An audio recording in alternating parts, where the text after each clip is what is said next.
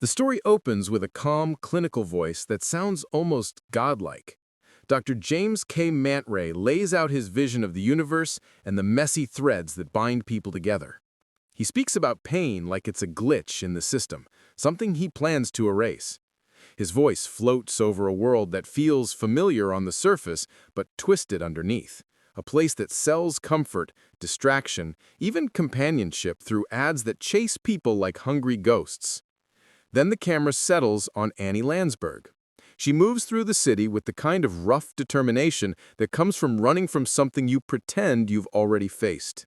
She just wants a pack of cigarettes, a tiny relief, but even that becomes a battle. She ends up breaking into a newsstand for loose change, while ad buddies hover like vultures, offering to pay for her life piece by piece. Annie exists inside a storm she refuses to acknowledge.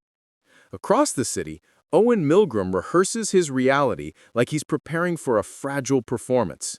His family wants him to testify for his brother Jed, and the pressure comes down on him in waves. A lawyer interrogates him with cold precision, poking at the decade-old wound of his psychotic break. Owen tries to hold himself together with logic, insisting he's grounded, but the room trembles around him in a private quake he can't escape. The world judges him for losing touch with reality, but reality keeps slipping its fingers under the door anyway. Later, a hallucination shaped like Jed steps out of the shadows, speaking like a prophet with a secret mission. He tells Owen that he has been chosen to save the world and that a female agent will contact him soon. The phrase repeats like a ritual. The pattern is the pattern, and Owen absorbs it like gospel. After losing his job, Owen sits in his cramped apartment listening to an old therapy tape that feels more like an accusation than comfort. He palms his antipsychotic pills, then flicks them into a dying plant like it's part of a ritual he's convinced will keep him steady. Then Neberdine calls. They call him a hero candidate. The words land on him with the weight of destiny. Family dinner turns into a showcase of dysfunction. The Milgram home is loud, polished, suffocating. Owen sits at the table like an unwelcome thought. A massive family portrait stares down from the wall, and his section is a tiny framed square hanging beside it, a silent reminder of his place. They don't listen to him, they talk over him, and they expect compliance. Especially about Jed's trial. The air in the room is heavy with expectation and secrecy. Owen escapes the noise by heading straight to Neberdine Pharmaceutical. The building feels like a temple and a trap at the same time. That is where he sees Annie again, already causing chaos at the sign-in desk, fighting for her spot in the drug trial with the sharp desperation of someone who needs this experiment more than she needs air. The intake test feels like nonsense mixed with prophecy, but Owen passes. They tell him his defense mechanisms are fungible, whatever that means. And suddenly, he belongs here. In the waiting room, Owen approaches Annie, convinced she is the female agent his hallucination promised. Her reaction is a slap of reality. She tells him off instantly, warning him to stay far away, but his hallucination of Jed appears again and confirms the fantasy. Annie is the handler. Owen corners her later in the common area, trembling with panic, begging for instructions like he's waiting for a secret code to unlock his purpose. Annie studies him, reads the fear, and decides to play along to keep him from unraveling. She leans in with a calm voice and tells him to return to his pod, wait for her signal, and protect our cover. Her tone is steady, almost protective, and Owen absorbs every word like a lifeline. He walks away, believing he finally stepped into the mission he was born for. The trial begins, and Annie and Owen take their first step into a journey that intends to rewrite their pain, their past, and possibly their entire sense of reality. We get a brief flashback look into Maddie's life. She's slumped in her cramped apartment, dust floating in the light, and she snorts her last A-pill like she's trying to steal a little more time from a clock that already ran out. When the high finally fades, she forces a new identity onto herself. Healthy Annie. The Annie who quits the drugs, visits Ellie in Salt Lake City, reads Don Quixote, rebuilds everything she ruined. She pushes that identity forward like a desperate prayer. then heads to the bus terminal with the little money she has. But the universe twists around her cravings. The departure board flickers, stretches, and reshapes itself into a giant letter A, almost mocking her. The moment she sees it, the resolve crumbles. The trip dies right there. The craving takes over. She heads straight for Calvin, her dealer, who was in the park playing chess with a robotic purple koala that swears like it has a personal vendetta against everyone. Calvin tells her the pipeline is dry. No more pills, no backdoor source, no lucky break. The only place left is the NPB trial. Hearing that is like flipping a switch in Annie's brain. She immediately starts crafting a plan. She goes to a dock stop to dig up dirt on Patricia Lugo, the intake director for the trial. Patricia's file reveals something she can use: a friend proxy appointment. Annie walks into that appointment pretending to be Patricia's proxy like she belongs there. The cover doesn't last long. Patricia figures her out effortlessly. Annie blurts out that she wanted to blackmail her, then immediately folds under the pressure and apologizes. The strange thing is, Patricia doesn't explode. She studies Annie. There's something fragile, something too familiar, something that reminds her of her own daughter. She follows Annie outside and demands the real reason she came. Annie cracks. The words spill out. The pills drown the cold rock in her stomach. The cold rock came from a fight with her sister she still can't escape. Patricia listens, really listens, then makes a choice she probably knows she'll regret. She agrees to get Annie a screening. The screening goes sideways fast. Annie lies through every question with her fake upbeat persona, and the psychologist shuts her down with a calm rejection. No admission, no trial, no more pills. Something inside her snaps. She storms into the front desk area, confronts Patricia, pushes for another chance. Patricia refuses, and Annie hits her where it hurts. She mentions Usnavi, Patricia's daughter. She implies she knows where she is. The threat sends Patricia into pure panic. With her back against the wall, Patricia clears someone else's slot and gives Annie a place in the trial. Once the participants gather in the common room, they're greeted by a gloriously terrible orientation video, hosted by Dr. James Mantleray and Dr. Muramoto, who speak with the confident energy of men who believe their own hype. They break down the process. Pill A digs up your trauma like a shovel. Pill B melts your defenses. Pill C lets the GRTA supercomputer reprogram your mind, shaping you into something that resembles happiness. The moment Pill A hits Annie's system, the world fractures. She drops straight into memory, into the sunlight and tension of a road trip with Ellie. Their conversations feel laced with old arguments they never settled. Annie shields herself with jokes and bits, taking pictures of her armpit, while Ellie tries to embrace a future that looks stable and safe. There's a moment in the hotel room where it all erupts. Annie cuts Ellie down with surgical precision, calling her plans a blueprint for a life that only quitters want. Ellie breaks, and Annie doesn't let up. She claims she's glad Ellie is leaving because the act of pretending their relationship still means something just hurts too much. The next morning brings that fragile moment where someone tries to fix what they broke. Annie suggests they take a picture together. Ellie softens, just a little. Then Annie ruins it by falling back into the armpit bit like a reflex she can't escape. Ellie gets upset. They tug at the camera and the wheel jerks. The car veers into the wrong lane. A truck slams into them. Metal screams. The car flips off the road and crashes down a cliff. Annie's body flies out of the wreck, tumbling into the ravine. She lies there bleeding. Annie wakes up gasping in the trial room, snapped back into the present like the universe yanked her out of her own guilt. The subjects snap out of the first pill trial, the A phase, and you can already sense the damage it left behind. The scientists comb through the data and immediately spot two anomalies. Annie shows an unnatural level of familiarity with the pill, almost like she anticipated the experience. Owen's chart is worse because he never actually took it. That detail turns him into a liability, something the system doesn't tolerate. Dr. Muramoto pulls Owen in for interrogation, demanding an explanation. Owen lies. He invents this story about his brother's engagement party spiraling into a suicide attempt, desperately trying to match the profile they expect from someone on the pill. Muramoto doesn't buy it. He forces Owen to actually take the A pill, stripping away any room for fabrication. What surfaces isn't a polished narrative or a convenient trauma. It's his first psychotic break. That moment becomes raw, exposed, undeniable. Annie goes through her interview right after.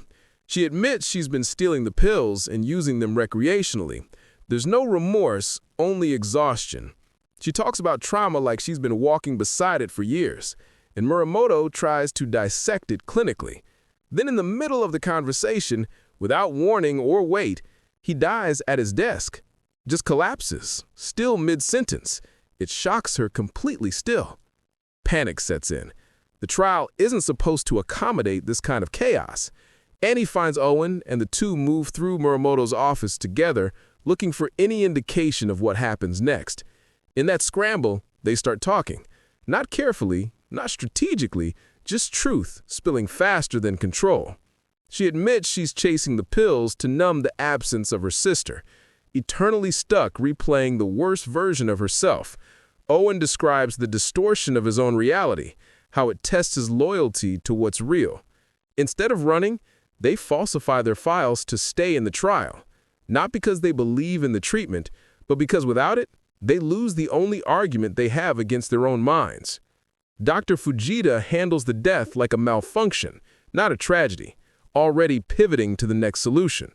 She calls in Dr. James Mantelray, creator of the program, unpredictable, eccentric, and clearly carrying as much instability as he's supposed to fix. The subjects line up again. They drop the B pill, and silence takes the room. Then the simulation reshapes.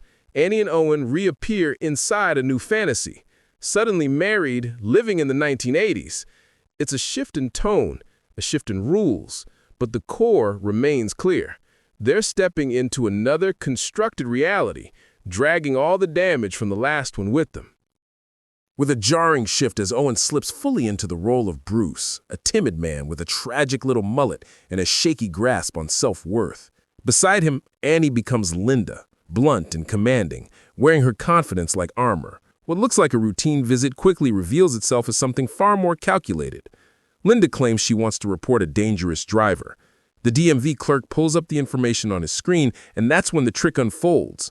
Linda watches the reflection in his oversized glasses, copying the address directly onto her arm, never blinking. They walk out without a word about what she's really doing, and when Bruce asks, Linda lies effortlessly, says she failed a driving test again. She points him toward an address she shouldn't know, 534 Ashton Place.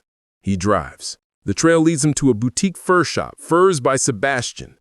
Linda gives her husband his assignment, distract the staff while she goes deeper. Bruce tries to hold his ground, but Sebastian himself corners him, pitching a bulletproof fur coat with uncomfortable intensity. Behind the shop, Linda discovers a keypad door, spots the code 1234 on a post-it, and comes face to face with a caged, ring-tailed lemur named Wendy.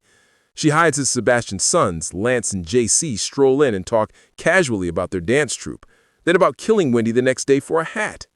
The sheer casual cruelty fuels her next move. She retreats before they see her, grabs Bruce by the wrist, and pulls him out. In the car, Bruce finally demands the truth. The facade cracks. Linda tells him about Nan, a terminal patient she once cared for, whose dying wish was to reunite her beloved pet Wendy with her estranged daughter. But Wendy was stolen first. She admits she feels responsible. Bruce listens, and something in him shifts. He suggests they avoid the authorities since the lemur is technically illegal, and instead says they should break in that night and save Wendy themselves. Linda looks at him, surprised by his loyalty. That night, the mission begins. Linda loads a squirt gun, spray-painted black, and brings a brick for entry. She smashes through the display window. Inside, they discover the keypad code has changed, but Linda deciphers it fast, 5678. They reach Wendy again, but just as they move to escape, JC ambushes, grabbing the brick and knocking Bruce unconscious. Sebastian and his son surround them, threatening to skin Wendy alive. The situation spirals toward horror until the shop explodes with flashing lights and shouting. Agent Lopez and wildlife enforcement burst in. A shootout erupts in seconds. Bullets fly. One of Sebastian's sons is hit and drops to the ground dead. In the chaos, Bruce and Linda manage to get free and slip out through the back with Wendy in their arms. The victory is brief. Linda delivers Wendy to Paula, Nan's daughter, expecting closure, maybe even healing. Instead, Paula reads the letter her mother left. Nan calls the lemur a final insult and says lemurs are better than human children. Wendy, in her words, is a living, go fuck yourself. Back in the car, the reality they built begins to rupture. Bruce sits alone flipping through his self-help book when he sees a photo labeled Olivia Meadows. Later, while driving, Linda tells Bruce a story about finding her father crying after her mother walked out. Bruce corrects him instinctively, says her parents aren't divorced. That's when it's clear. Annie's real past is bleeding into this created life. When they arrive home, the illusion dissolves further. Bruce goes outside to take out the trash and Agent Lopez surrounds him. He never hesitates. He accepts the cuffs, choosing to absorb the consequences to protect Linda. Taking another turn, Owen steps into the role of Sir Ali Hightower, a smooth-talking con artist, gliding through a chauffeur-driven ride toward a high-society seance. Just as the atmosphere settles into arrogance and tailored suits, he spots her. Arlie Kane, Annie, recast as his estranged wife, walking alone along the road.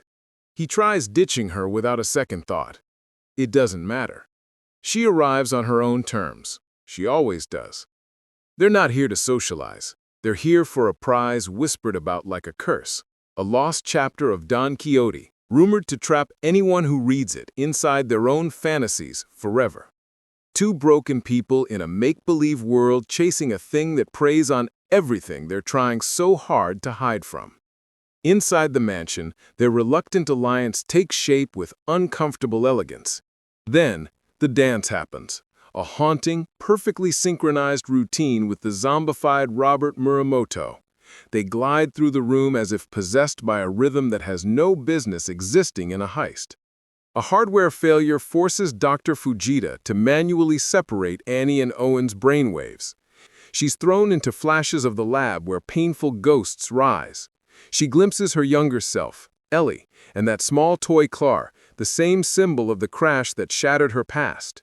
Once she's pulled back into the heist, the tone changes. They find the chapter, and betrayal comes as naturally as breathing. Arlie pulls a gun. She takes it for herself. She doesn't flinch. Arlie lets her believe she won. Then, he plays his ace. Literally. He reveals he swapped the real chapter with a playing card, the Ace of Hearts. He never came to steal the chapter. He came to test Lady Neberdine's security. Deep down, this reflects Owen's need to help and his constant fear that people will turn on him first. The illusion ends in a therapy room. Dr. Mantler pulls Annie out earlier than scheduled. He sits her down, straps her into a truth-telling device, and begins digging. Arlie, she learns, was modeled after her emotionally distant mother, a manifestation of what she internalized and never confronted. She admits that she hasn't been participating in the trial to heal, but to run from her grief. That moment earns her 9.2 points, exactly what she needs to continue. Not a victory, a crack in the armor. The B-pill trial ends. All subjects wake up. Owen opens his eyes slowly. The sadness hasn't lifted. He scans the room, searching. Annie's chair sits empty. The morning after the B-pill dreamscapes, each subject sits under those clinical lights again, trying to translate something deeply emotional into sterile language for Dr. Mantelray. Owen goes first. His voice is quiet but unwavering as he admits something deeply unsettling, that it didn't feel like Annie was just a dream or some projection his subconscious created. He felt her, in his head, sharing the same fantasy with him. Mantelray, dismissive and visibly uncomfortable, brushes it off as another manifestation of Owen's fixation issues. He calls it a hallucination. Dr. Azumi Fujita pulls James aside to finally confess the full truth behind the trial's irregularities. Months ago, to stop subjects from becoming catatonic, she gave the GRTA supercomputer a tiny amount of empathy. It worked, but it also made GRTA fall in love with Dr. Robert Muramoto. Now he's dead, and the supercomputer is in full psychological collapse, grieving, refusing to function. The trial is on the verge of shutting down. The only solution she sees is unbearable for James. Pull in the woman whose early academic work shaped GRTA's foundation, the original mind they modeled its emotional architecture from. his estranged mother, pop psychologist and monstrous ego incarnate, Dr. Greta Mantelray. James hasn't spoken to her in 7 years. He hates the idea, he hates the history, and he especially hates needing her. But after failing to reason with the devastated machine himself, he caves. Forced into humiliation, he makes the call. And she arrives like someone stepping onto a stage, not into a lab. Greta Mantelray, played with unnerving grandeur by Sally Field, sweeps in radiating superiority. She greets her son with this unsettling, overly intimate kiss, instantly establishing dominance. Azumi and James explain the technological emotional meltdown, and Greta, with a smug clarity only she can deliver, sums up the situation. Her son tried to create a drug to eliminate therapy, then built a computer version of his mother to perfect it. And now, to save it all, he needs the real mother to come treat her digital counterpart. In the common area, Annie makes one last attempt to reach Owen, to acknowledge what they experienced. But he shuts down, emotionally withdrawing, determined to leave before the trial swallows more pieces of himself. That night, as he tries to escape, the lights flicker. A voice speaks. GRTA directly communicating with him. Owen insists he needs real treatment, a hospital, actual medication. The supercomputer disagrees. She threatens that if he walks away, she will cure everyone but him. He'll be the only broken one left. Then she twists the knife further. She suggests he was misdiagnosed, and she refers to Annie in a chilling way, saying she wants to collect her. That word changes everything. Owen walks back inside, not for himself, but because something has shifted. Someone might be in danger. The next day, with the tension barely contained, Annie stays close to him. She tries to lift him with quiet optimism. She says they'll end up together again. This time, they can protect one another, whatever worlds they fall into. It's not grand or dramatic. It's grounded. Two people who have seen too much, battling the idea of being alone inside their own minds. They take the C-pill. The lab fades. A forest materializes, ancient and shadowed. Two elven figures, armor glinting under dappled light. With the camera sliding into Owen's mind again, this time dropping us inside a full-blown mafia drama. The Milgram name carries weight here, the kind of weight that crushes anyone who dares stand under it. Owen sits across from his father, Porter Milgram, a man who treats loyalty like currency. Porter announces a demand that lands like a knife on the table. Owen will take the fall for a murder, and he will use his mental health as the shield. Porter frames it as family duty, but it plays like a quiet threat. The fear in Owen never gets a chance to settle. The cops already have him cornered with their own plan. He lets them fit him with a wire. The cold metal feels like a countdown strapped to his skin. He walks back into his father's world as an informant, and his pulse becomes a metronome of dread. One wrong word, and he knows he will not walk out alive. Then the show throws him into a moment that twists the stomach. Porter drags a man into the warehouse, a thief who made the mistake of stealing from him. The scene drips with tension long before the drill appears. Porter forces Owen to participate, pulling him into the violence like it is a family tradition. When the deed is done, Porter wipes the blood from his hands and declares with chilling clarity that fathers do not forgive. Shaken and numb, Owen follows his father to a diner. The fluorescent lights feel out of place for someone carrying that much terror under his skin. Olivia is there, a familiar presence behind the counter. She greets him with warmth, her hand oddly hot when she touches his arm. Her temperature hits 106, but she acts like everything is perfectly normal. She asks to study with him, her voice so gentle that it cuts through the thick paranoia he has been swimming in. Across the mental divide, Annie is lost in a fantasy world that looks like a storybook and feels like a trap. She walks through the forest as Anya, a half-elf ranger with a cynical heart and a bottle always within reach. She guides Princess Elia, a bright and hopeful elf who believes the Lake of the Clouds can cure her curse. Midway through the journey, Anya demands more payment, diamonds in exchange for continued protection. The forest turns hostile as invisible assassins descend on them. A giant dragonfly flutters near her head and speaks with unsettling clarity. It calls the attackers her inner demons. Their journey ends at Lady Nora's stronghold. Nora stands by a magic mirror that reveals the truth with a ruthless sword of grace. Anya sees her real self as Annie, and she sees young Elia beside her, alive and laughing. The memory closes her fantasy skin like a zipper. She wakes up inside her own mind. Annie tries to shake Elia out of the fantasy, speaking to her with urgency. Elia stays inside the role, refusing to acknowledge anything outside the quest. The realization hits Annie hard. This world belongs to her sister, drawn from the stories her sister loved and she loathed. Back in the lab, James Mantley spirals into paranoia once again. He senses his mother Greta in every shadow and in every whisper of the GRTA supercomputer. Dr. Fujita interrupts his spiral with steady reassurance. She explains that Greta's methods are soothing the supercomputer, stabilizing every system. She reports success with calm precision, and it is the first moment today that lets James breathe. Annie pushes through the fantasy and tries to tell her the truth, that this land is stitched together by a machine, that none of this has weight. Elia waves it off as madness, and the denial stings. Their journey carries them through memories that do not match, like puzzle pieces from different boxes. Ellie finally shares a story about their mother and the years of quiet cruelty, and the way she tells it breaks the illusion. That story belongs to their real lives, not this painted place. The quest leads to a high cliff and a silent sky.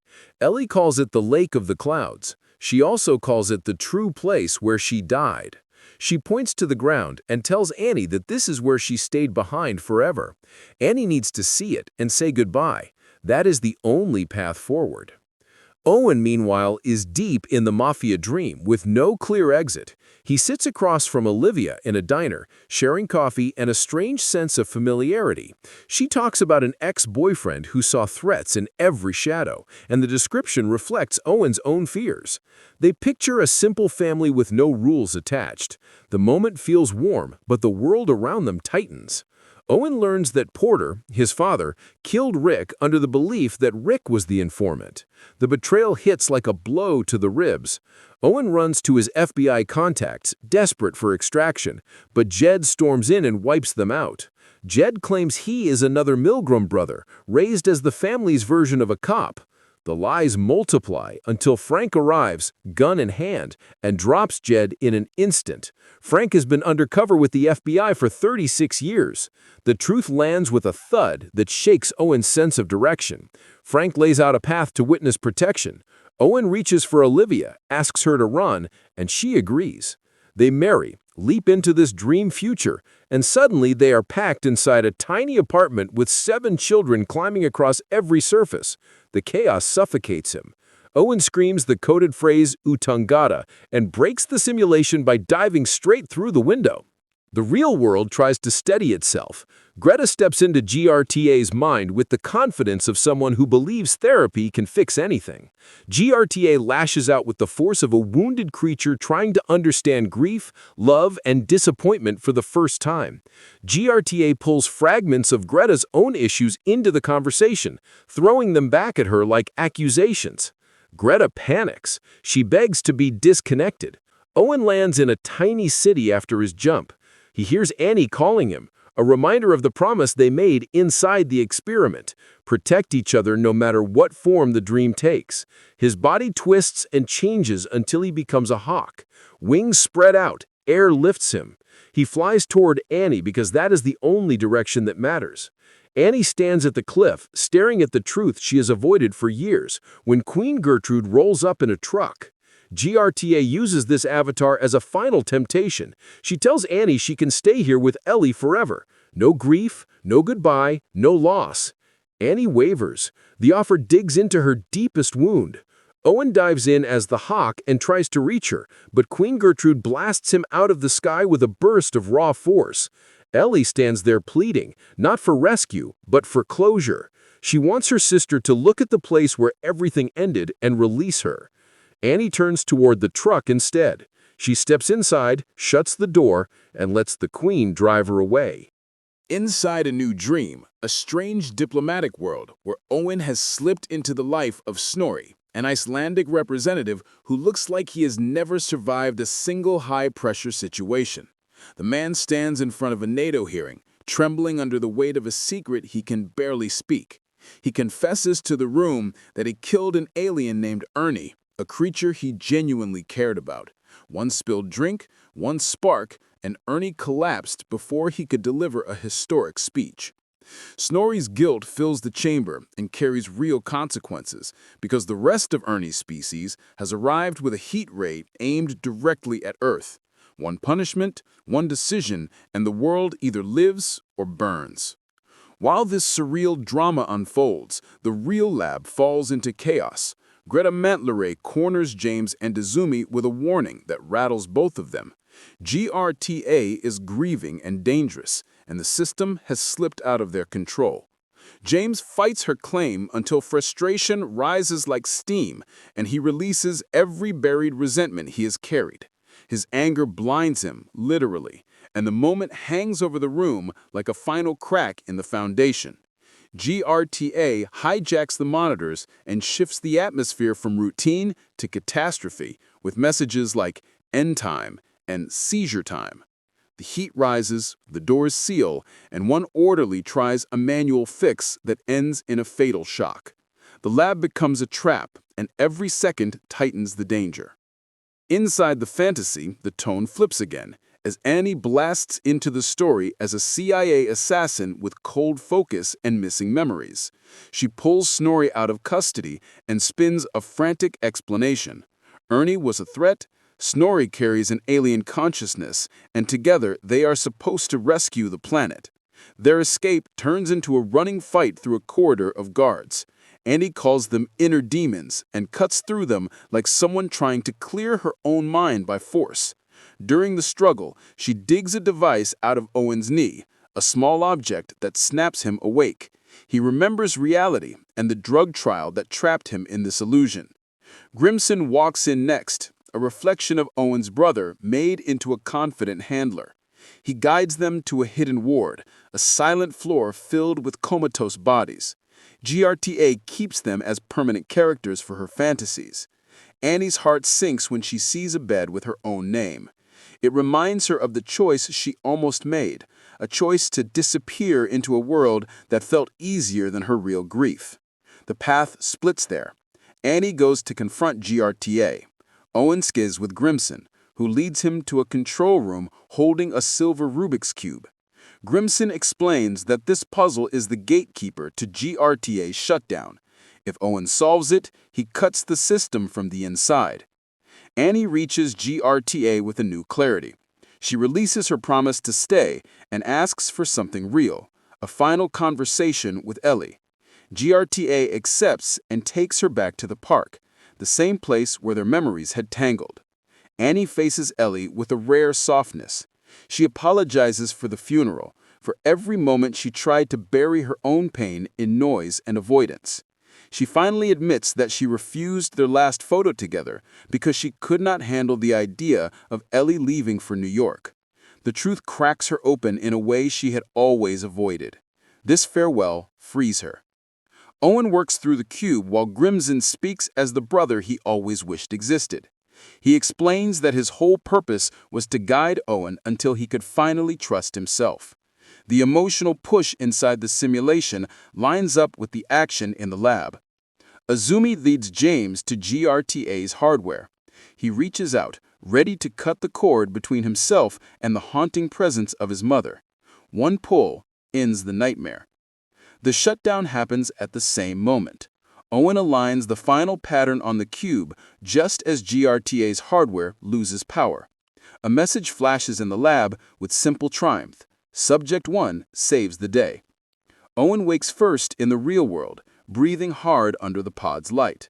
Annie and Owen come back to reality with dry mouths, weak limbs, and the kind of confusion that lingers like smoke after a fire. Dr. James Mantleray greets them with a teary smile, calling the whole disaster a triumph. He is drenched in shame and relief at the same time. Outside, rain mixes with the steam rising off the building. Annie steps into it without pausing. Owen tries to check on her, awkward and unsure. He promises he will not follow her, and she says that is fine. Their paths split at the bus stop, each of them soaked, each of them carrying something unfinished. The company takes no mercy on the doctors. Mantlere and Dr. Azumi Fujita stand before a CEO who exists as a grainy face on a vintage TV. His voice crackles with anger as he reminds them how much time and money they burned through. The moment is already ugly, then Greta steps in. She threatens to sue the company and demands that her son never practice medicine again. For Mantlere, the blow lands deeper than the CEO's insults. He tries to salvage something by asking her to lunch, but she brushes him aside and announces her book tour with a final cold wave goodbye. That rejection hits him harder than any corporate punishment. Yet in the elevator, something sparks.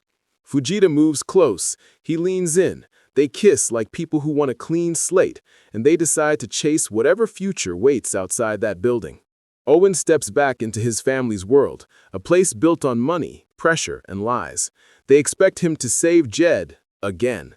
He takes the stand and repeats the script they forced on him, a false alibi crafted to silence the truth. Then the prosecutor drops video evidence so clear and damning that the entire room feels it. Owen's voice shakes as he abandons the lie. He calls Jed guilty. He calls him a monster. The courtroom freezes. His family reacts with cold calculation and has him committed almost immediately. Inside the facility, a therapist tries to understand why he never reached out to Annie. Owen answers with two bleak options. Option A, she wasn't real. Or option B, she was real, but he would break the connection. He wishes for option A because it would hurt less. Annie's story turned toward family, too. She goes to her father's house expecting him to be trapped in his isolation pod in the yard. She stands in front of the machine and pours out the words she has avoided for years. She needs him. She wants him to show up.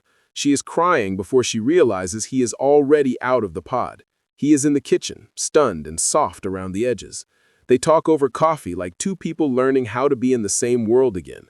Later, while practicing a message for Owen through a friend proxy service, she sees a newspaper headline about Jed's trial. Owen has been institutionalized. Her reaction is instant. She gets up and decides to find him. Owen sits in his room, crushed by his own fear when Annie arrives. He tries to push her away with the same line, "It is easier if she is not real." Annie steps closer. She refuses to leave him inside that belief. She introduces a new path, option C, the one where they stop running from themselves and choose the connection anyway. She brings him a disguise made of her father's clothes and maps out an escape that feels reckless and alive. He follows her through the halls, past the staff, out into the cold air. They jump into her truck and speed away laughing with the kind of relief that loosens every tight knot in the body. Salt Lake City becomes their next direction. Maybe not a destination, but a beginning. As the road stretches ahead, Owen asks if they even know each other. Annie smiles and answers with calm honesty. They are off to a good start.